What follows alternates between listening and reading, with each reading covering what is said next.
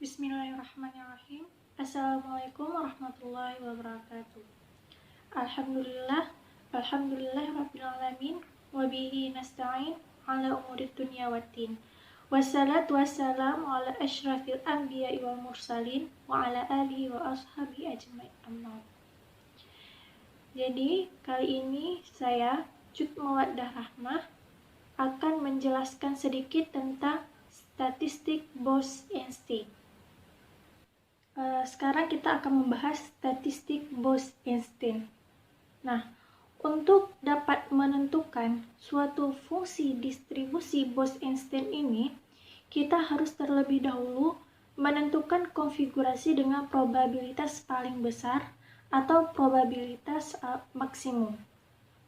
Konfigurasi ini memiliki probabilitas yang jauh lebih besar daripada konfigurasi-konfigurasi lainnya. Sehingga hampir seluruh waktu sistem yang dimiliki oleh boson ini membentuk konfigurasi tersebut. Nah, sifat-sifat rata-rata dari assembly itu dapat dianggap sama dengan sifat pada konfigurasi maksimum tersebut. Jadi, dalam statistik Bose-Einstein ini dapat diartikan kita harus menentukan terlebih dahulu konfigurasi dengan probabilitasnya itu yang paling besar atau maksimum.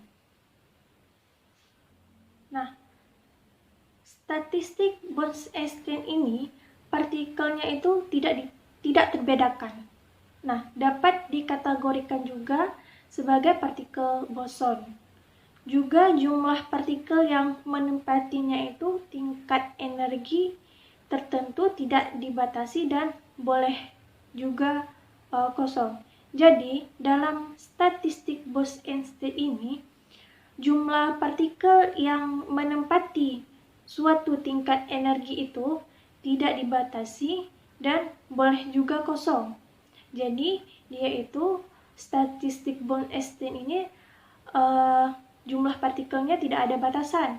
Boleh ada, boleh juga kosong atau tidak ada.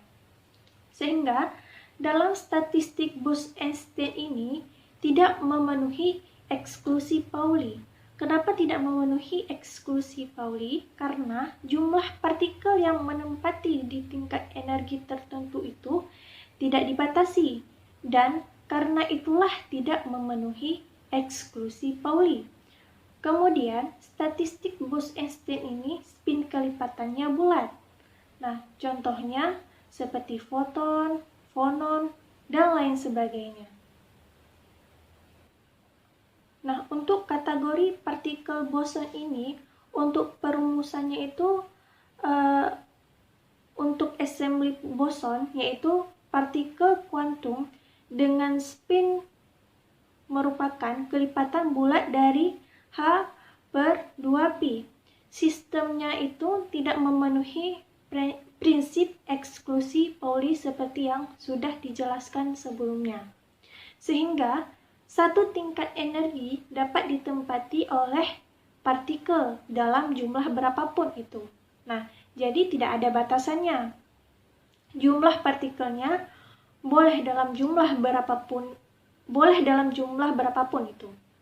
Sehingga dia tidak memenuhi prinsip eksklusi Pauli. Nah, contoh dari partikel boson ini adalah foton, fonon, dan juga atom helium. Untuk selanjutnya, prinsip eksklusi Pauli. Nah, dari tadi kita membahas eksklusi Pauli. Nah, prinsip eksklusi Pauli ini adalah prinsip mekanikal kuantum yang menyatakan bahwa dua atau lebih fermion yang identik.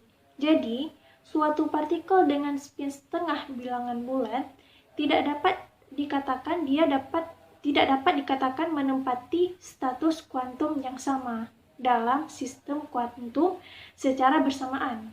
Makanya, dalam Bose-Einstein ini tidak ada batasan dalam jumlah berapapun itu. Nah, dia tidak ada jumlah tidak ada dalam jumlah berapapun itu.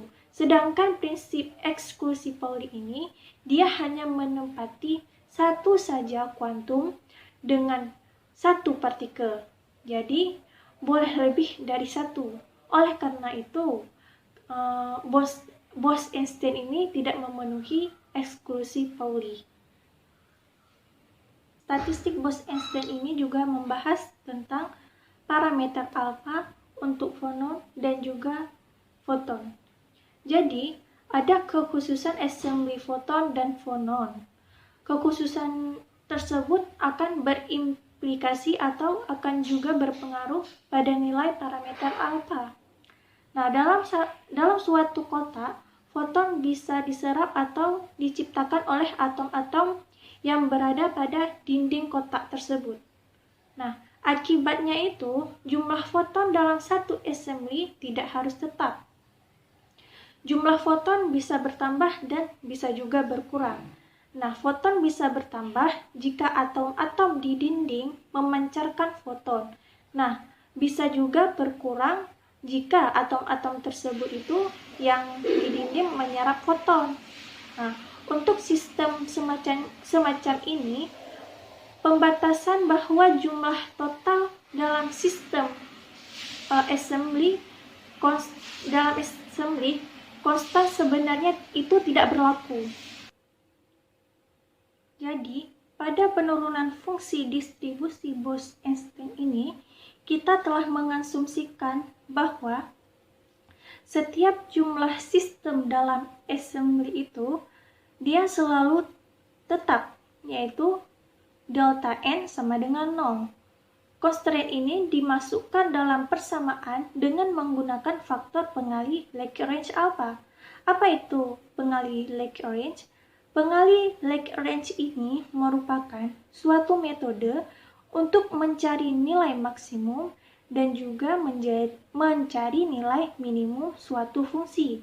Jadi, oleh karena itu, agar constraint ini tidak diberlakukan untuk assembly dengan jumlah sistem yang tetap seperti foton ataupun fonon, maka nilai alfa itu harus diambil 0. Nah, dengan ini, maka fungsi distribusi untuk mencari sistem ini dapat ditulis Ns sama dengan Gs per eksponen Es per Kt kurang 1. Hanya inilah yang dapat saya sampaikan. Mohon maaf apabila ada kekurangan. Saya akhiri. Wabillahi taufiq wal hidayah. Wassalamualaikum warahmatullahi wabarakatuh.